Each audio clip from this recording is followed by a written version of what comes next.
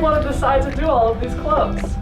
Have you ever seen the National Treasure movie? One day I was on the roof of the school and I found this map and I just thought, what does this lead to? You know, you've all heard the legend of the school, and so I talked to everybody I could, you know, Bill the custodian, you know, Mr. Need, all the people that have been here for so long, and nobody seemed to know what it was. And then finally, I found a hint that it was in the clubs. And so, you know, every day I just started going to clubs.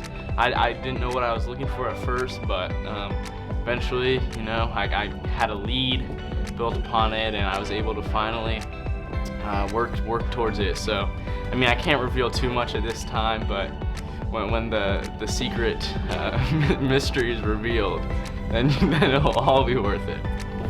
Would you say that it's more a stress having to go to these clubs, or is it something fun?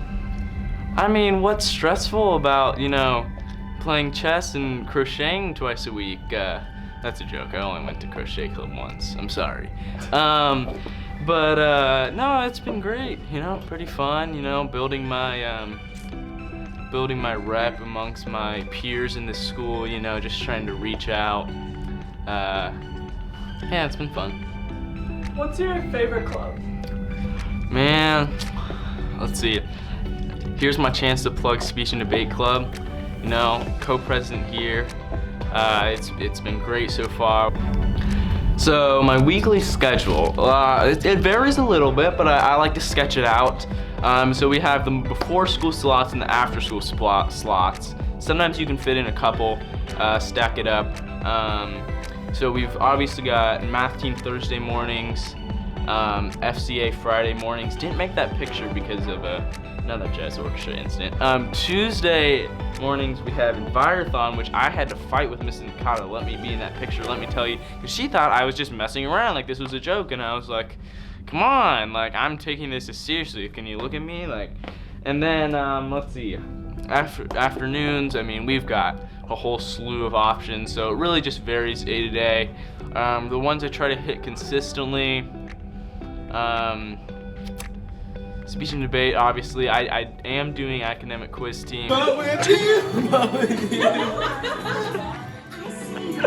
So that's been great. Yeah. So yeah, it wasn't all for one day. I mean, are you kidding me? I mean, I have like a feud with the yearbook now because like they were trying to fight me. Like honestly. Elaborate on that, please. Bro, I went to math team and it was like.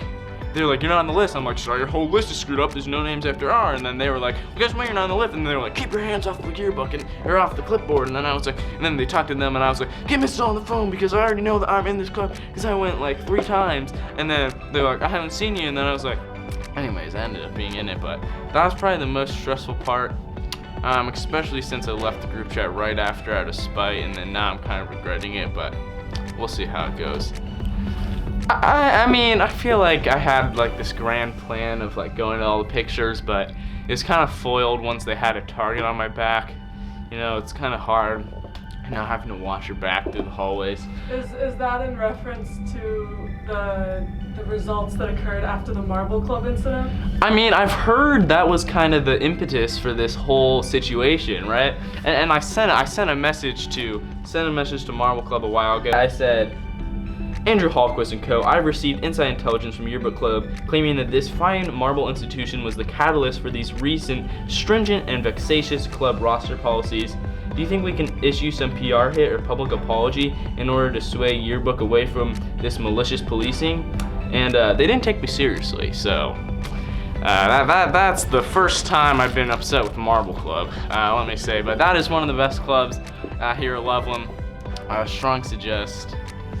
Another hit from the club picture day was when I brought the cello in. I've been playing the bass for 13 years, and I've never had to bring it to a picture. So I was walking down the hall, you know, kind of this, and then I walk in, and everyone just has this look of horror on their face. You know, Mr. Miller isn't here, so we had Mr. Wood today, and he was like, Aaron, how'd you get that all the way in here? But I've been playing this for, what I say, 13 years, and I couldn't take my picture without it, so. I mean the bass. because I play the bass, right? 13 years, for 13 years. I'm sorry, Mr. Wood and Mr. Miller. Mr. Miller, do you watch the news? I really hope you don't.